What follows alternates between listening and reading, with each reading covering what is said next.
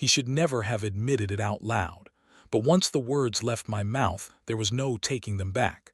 I ignored you on purpose.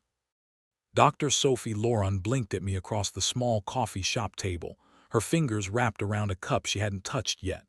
For 7 months, she asked quietly. I nodded. 7 months of passing each other in the hallway. 7 months of polite nods. 7 months of pretending I didn't notice the way she slowed down when Lily dropped her backpack, or how she always held the elevator door when our arms were full of groceries. 7 months of pretending she didn't exist. I wasn't trying to be rude, I said. That's comforting. Her voice wasn't angry. That somehow made it worse. I rubbed my hand over the back of my neck. I couldn't risk it. Risk what? My throat tightened. The truth sounded ridiculous even inside my own head. Lily getting attached to someone who might disappear. Sophie leaned back slightly, studying me like I was one of her students who had just said something important without realizing it. Ethan, she said gently, I asked you for coffee. I know. And somehow that felt dangerous. Yes. There was a long silence between us. Then Sophie gave a small laugh that wasn't unkind. I have to admit, she said, that might be the strangest answer anyone has ever given me. She took her first sip of coffee, then she looked at me again. But it does explain a lot. I stared down at the table. The truth was, I hadn't meant to say any of that. Not today, not like this. But once you spend 7 months building walls around your life, sometimes one small crack is all it takes for everything to spill out. And it all started with a stupid cup of coffee. 7 months earlier, my alarm went off at 6:47 a.m., which meant we were already late. Dad. Lily's voice came from the other room. I'm up. I called back, swinging my legs off the bed. I wasn't actually up. I was stumbling. There's a difference. Single parenting is basically a series of controlled emergencies. Before 8 a.m. I pulled on yesterday's jeans, grabbed the first shirt I could find, and shuffled toward the kitchen. The apartment smelled like chicken nuggets and crayons. Lily's backpack sat in the hallway where she dropped it. Her jacket was on the floor. The hook I installed for it. Completely ignored. Lily, I said, starting the coffee maker, teeth. I already did. You're lying. Silence. Then the sound of the bathroom faucet turning on. Victory. I started packing her lunch, peanut butter and jelly, diagonal cut, juice box, pretzels, the sacred Thursday lunch combination. Some kids had traditions. Lily treated them like federal law. Dad, she called again. I can't find my sparkle shirt. I closed my eyes, of course, the sparkle shirt. The one she had promised her friend Emma she'd wear today. I walked into her room and found her standing there in one sock and a scowl. 8 years old, already capable of looking deeply betrayed by the universe. We'll find something better, I said, kneeling down. But I promised.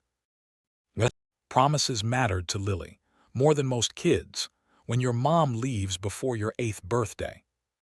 Promises stop feeling casual, they start feeling sacred. How about the green one with the flowers?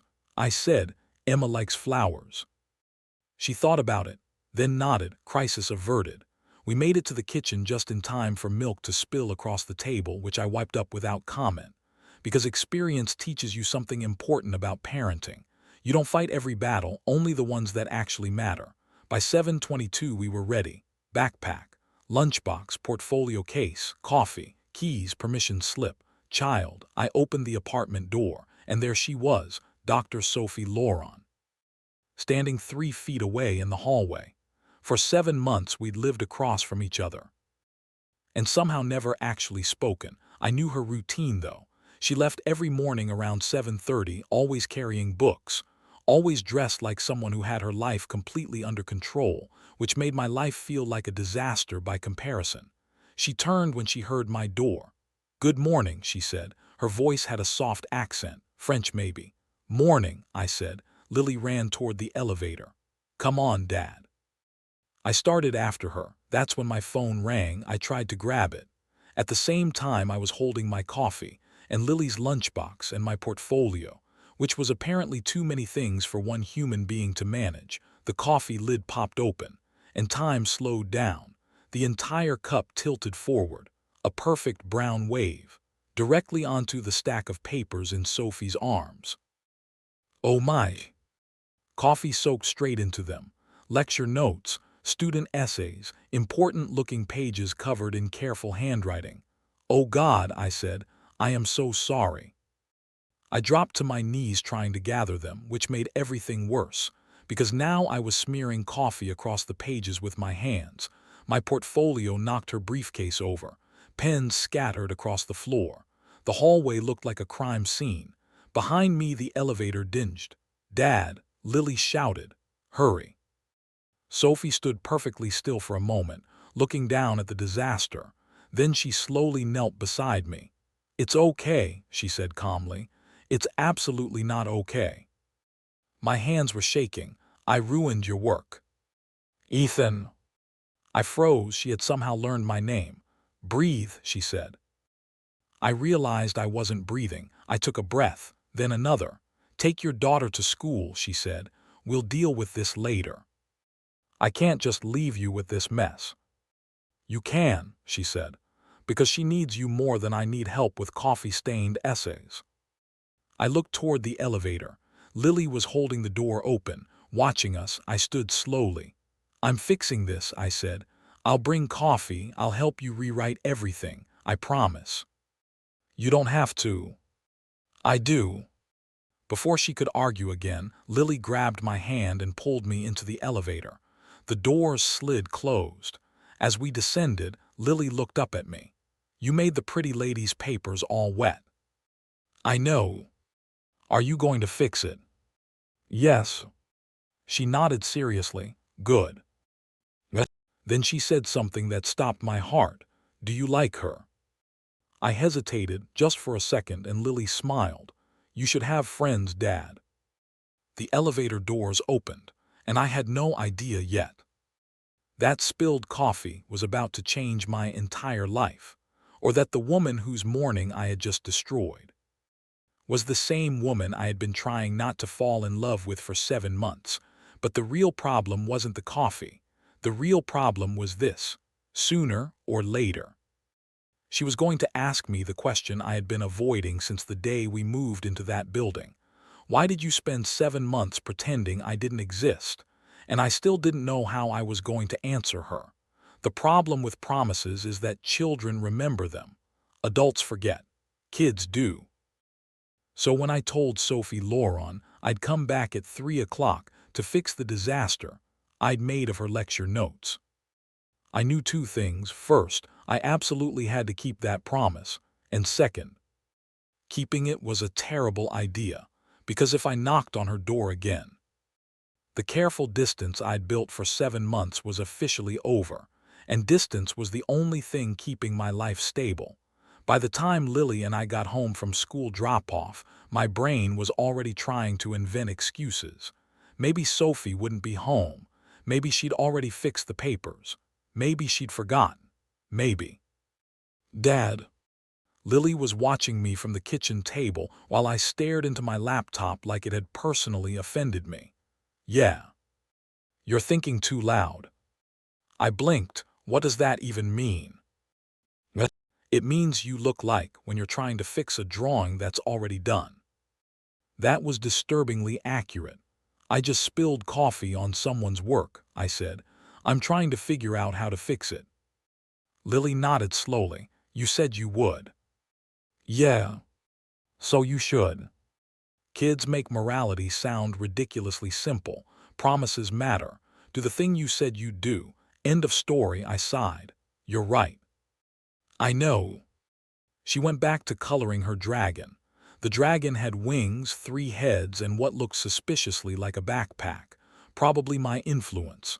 At 2:30 I walked to the coffee shop on 5th Street. The good one. Not the cheap one downstairs that tasted like burnt dirt. If I was going to apologize properly, I needed proper coffee, 2 medium lattes, and a paper bag with 2 croissants, peace offerings. By 2:47 I was standing outside Sophie's door.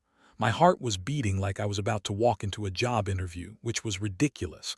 I was just apologizing to my neighbor who I had intentionally avoided for 7 months, my neighbor who had the calmest voice I'd ever heard, my neighbor who had somehow learned my name without me ever telling her. I knocked before my brain could stop me. Silence. Then footsteps.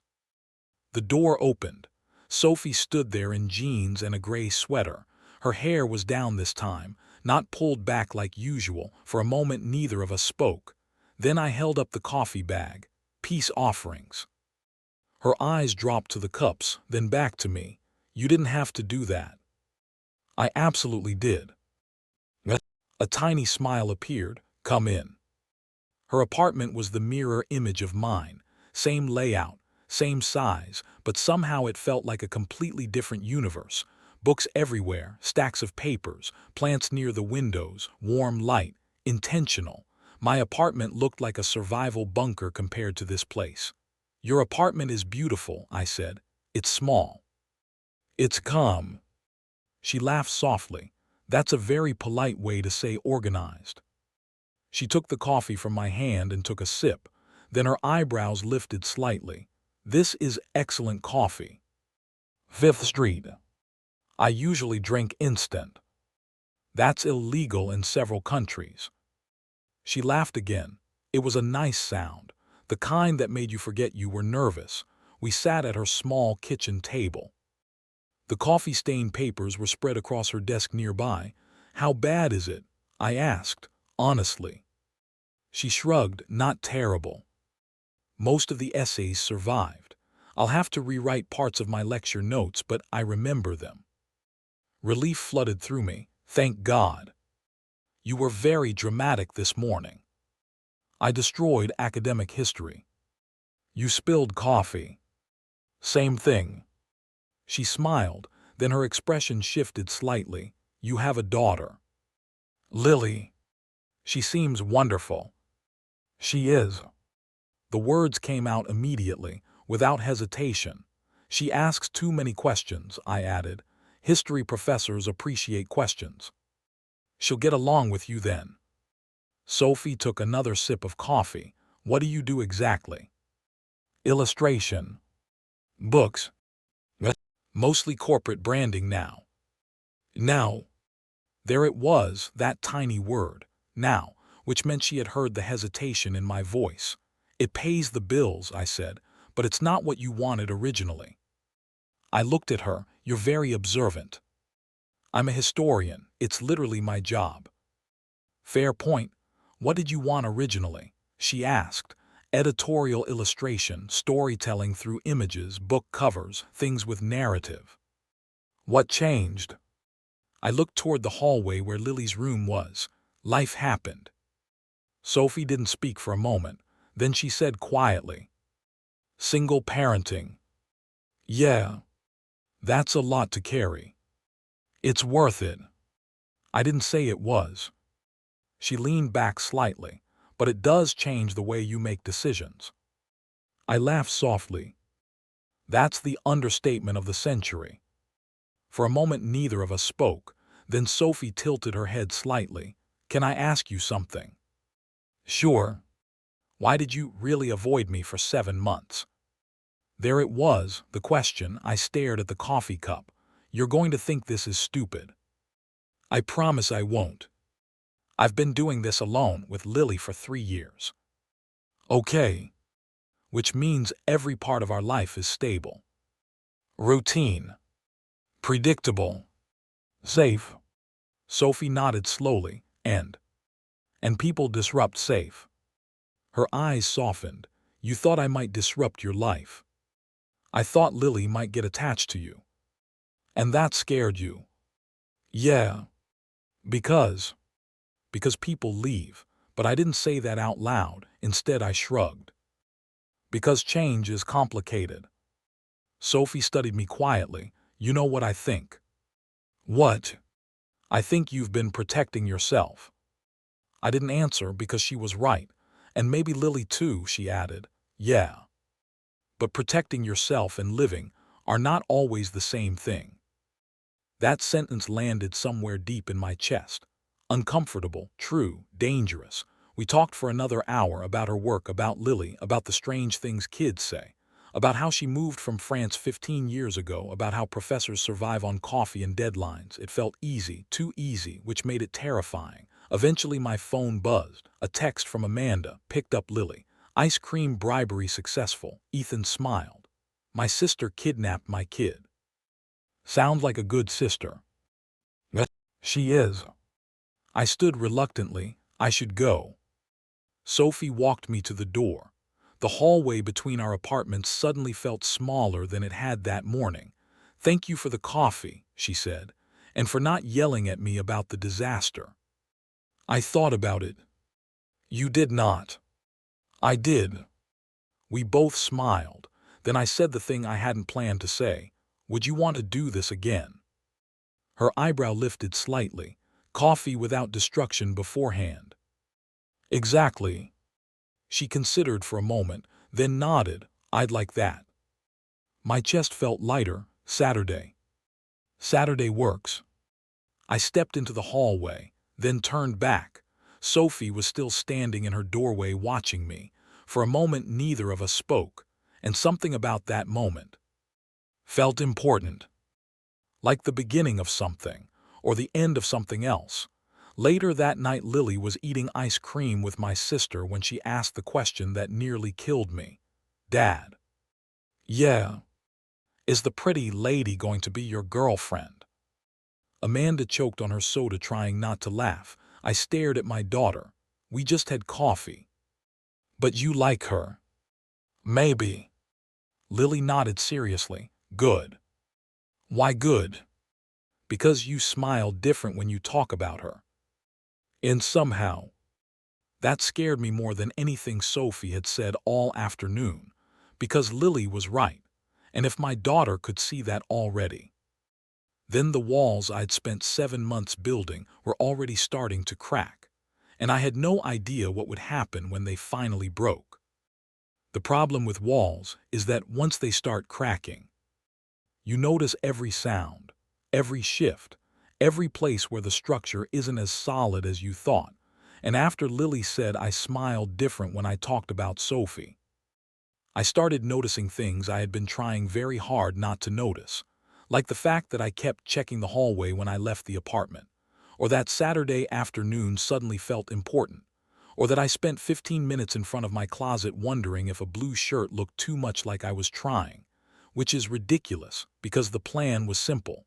A bookstore, 2 neighbors, coffee, nothing dramatic, except my heart was acting like I was 16 again.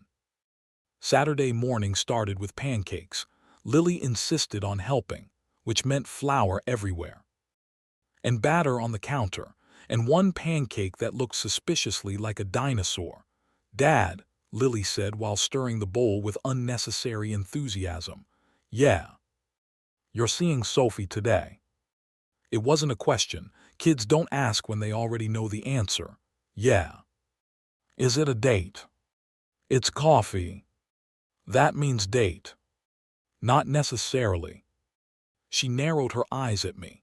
Emma's dad said that about his girlfriend and now they're getting married. Well, that escalated quickly. Lily grinned. I like Sophie. You met her once. That's enough. Sometimes I wondered if children had some kind of emotional radar adults lost over time. How do you know you like her? You smile. That's your entire evaluation system. Yes.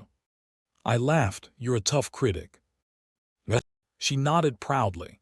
Amanda showed up at noon to kidnap Lily for the afternoon. My sister had the annoying habit of understanding exactly what was happening before I did. So, she said, leaning against the kitchen counter. Bookstore date.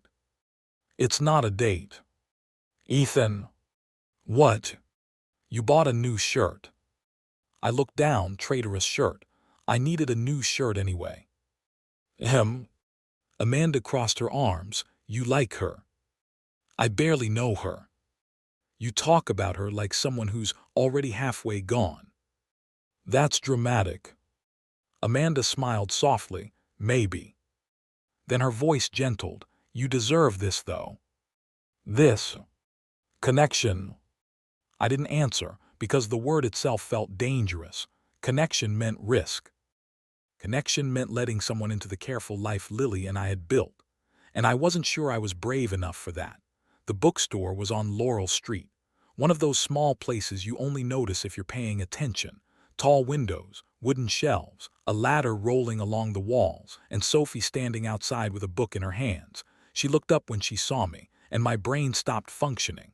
She wore dark jeans and a rust-colored sweater, her hair loose, sunlight catching the gold in her eyes. "Hi," she said. "Hi." Very intelligent conversation. "You're early," she added. "I panic about being late."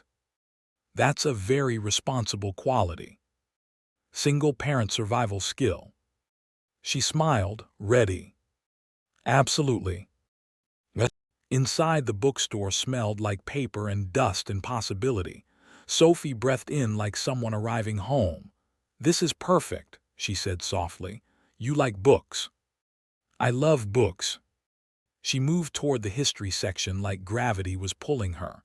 I wandered toward art, illustration books, design books, the kinds of things I used to look at constantly, before survival mode took over, before my work became logos and corporate color palettes. Sophie appeared beside me holding a thick book, Edward Hopper. I nodded. "He paints loneliness beautifully." "Not sad loneliness," she said, "just honest." That was exactly the word, honest. We wandered the store together, talking, arguing gently about art, comparing favorite books, laughing when Sophie climbed the rolling ladder to reach the highest shelf. I held the bottom so it wouldn't move. "You're enjoying this," she said from above. "Of course." "No." She leaned over the railing slightly. "You're relaxed." I blinked. "I am." "You were tense the first time we had coffee." "That's because I had just committed academic murder." "You spilled coffee." "Same thing." She laughed again. God, that sound was dangerous. We found 2 chairs in the corner, Sophie reading, me sketching without thinking about it, just letting my hand move across the page. "What are you drawing?"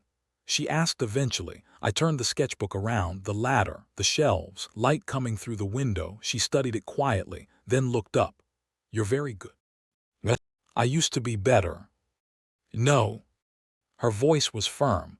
"You stopped believing you were good." That sentence landed somewhere uncomfortable, deep. "You don't know that." "I saw the drawings in your apartment." I froze. "You what?" "The sketchbook under your client files." "You were snooping." "I was observing." "That's snooping with a degree." She smiled slightly. "I saw the one you drew of me." My stomach dropped. "You saw that?" "It was beautiful." I rubbed the back of my neck. "That's embarrassing." "Why?" "Because I wasn't supposed to be noticing you." Sophie tilted her head. "But you were." "Yeah, I was for 7 months. We left the bookstore around 5. The sun starting to drop behind the buildings, the air cooler. "Wine?" Sophie asked. "Always." The bar we found was small and warm.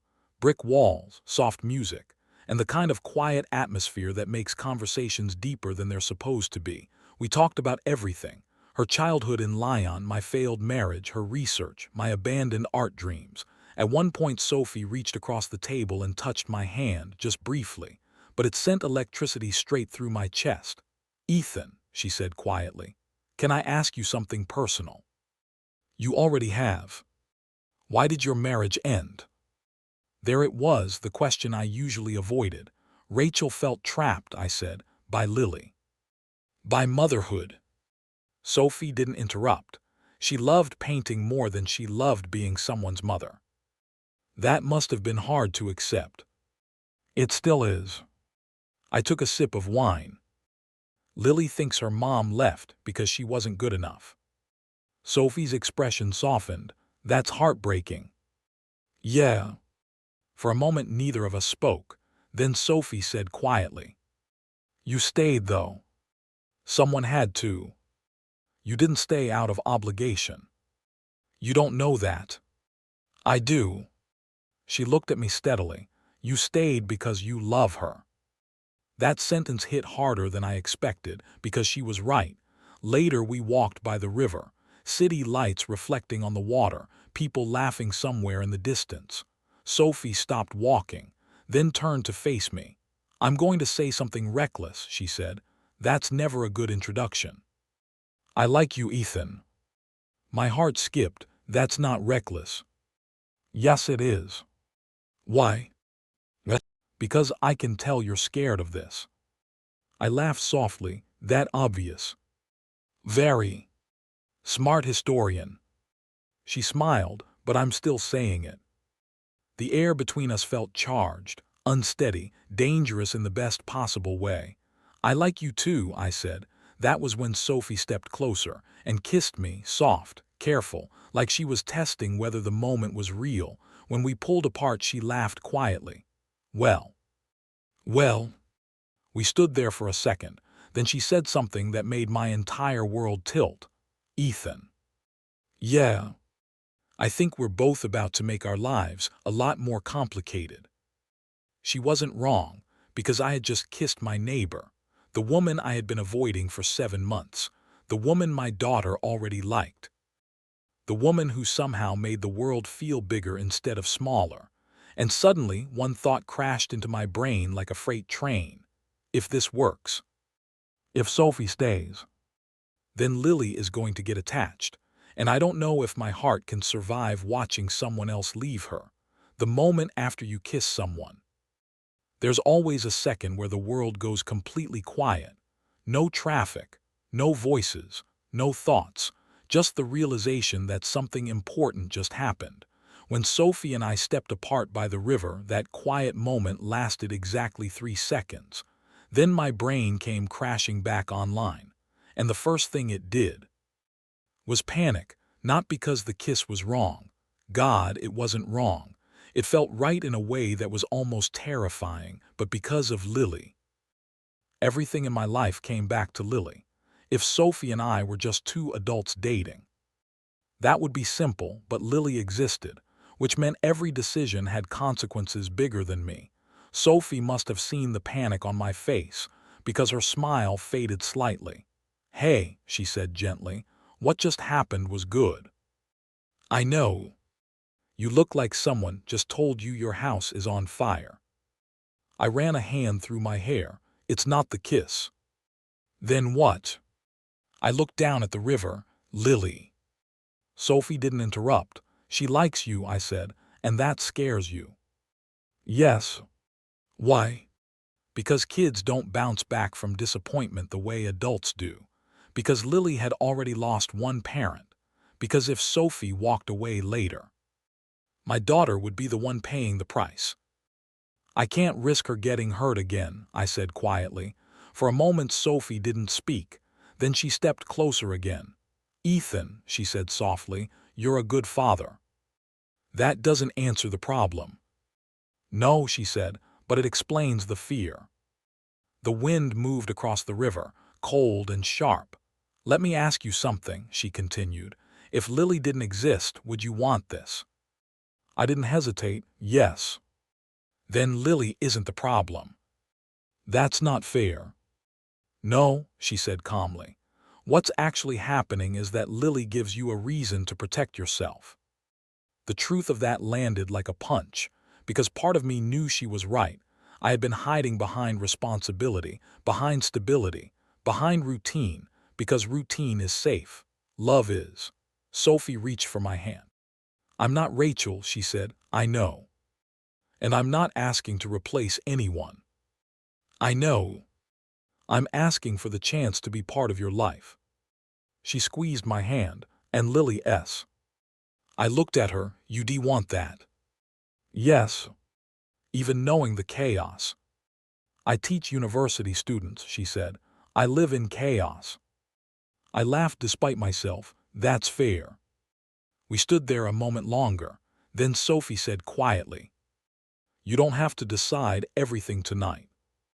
Which was exactly the right thing to say, because love doesn't ask for guarantees, only honesty. When I got home that night, Lily was asleep on the couch. Amanda looked up from her phone. Well. Well, what? She grinned. You kissed her. I froze. How do you know that? You have the face. The face. I just kissed someone, and my life is about to change face. I sat down heavily. It might. Amanda's smile softened. Good. Terrifying. Also good. I looked toward Lily sleeping peacefully. That's the problem. No, Amanda said gently. That's the reason. She nodded toward Lily. She deserves to see her dad happy. I didn't answer, but the thought stayed with me. The next morning, Lily woke up early and found me making coffee. Did you see Sophie yesterday? She asked. Kids go straight to the point. Yeah. Did you have fun? Yes. She studied my face, then smiled. Good. Why good? Because you look like when I finish a really good book. That's a very specific comparison. You're happy and scared at the same time. Kids. They notice everything. She climbed onto the kitchen chair. Dad. Yeah. Is Sophie going to be around more? I took a breath. I hope so. Lily nodded like she'd already decided something. I hope so too. Why? Because she looks at you like you matter. That sentence hit harder than anything Sophie had said the night before, like you matter. I hadn't realized how long it had been since someone looked at me like that. Over the next weeks things changed slowly, not dramatically, just naturally. Sophie came over for dinner. Sometimes Lily helped her cook. Sometimes Sophie helped Lily with homework. Sometimes the three of us walked to the park together. There was no big announcement, no moment where we said this is official. It just happened. Like water slowly filling a space. One afternoon Lily came home from school holding a drawing. Look, she said proudly, it was 3 stick figures, one tall, one slightly shorter, and one very small. Who's that? I asked. Us. I pointed to the third figure, and this one. Sophie. I swallowed. You added her. Lily shrugged. She's part of things now. Kids simplify life in ways adults can't. Months later, Sophie and I stood in the hallway where we first met. The same hallway where I spilled coffee all over her lecture notes. The same hallway where my carefully controlled life started cracking open. She leaned against the wall, smiling at me. Do you realize something? She said. What? If you hadn't spilled that coffee, you never would have talked to me. Exactly. Best accident of my life. Mine too. Inside the apartment, Lily was laughing at something on TV. Sophie slipped her hand into mine. Are you still scared? She asked. Yes. Good. Why good? Because love should feel important. I nodded slowly. Then Sophie rested her head against my shoulder, and in that quiet hallway, with my daughter laughing inside, and the woman I loved standing beside me, I finally understood something simple. Life doesn't wait until you're ready. Love doesn't arrive when it's convenient. Sometimes it shows up disguised as spilled coffee, and the only real choice you get is whether you're brave enough to let it change everything. Because the truth is, some disasters aren't disasters at all. Sometimes they're just the moment your life finally begins.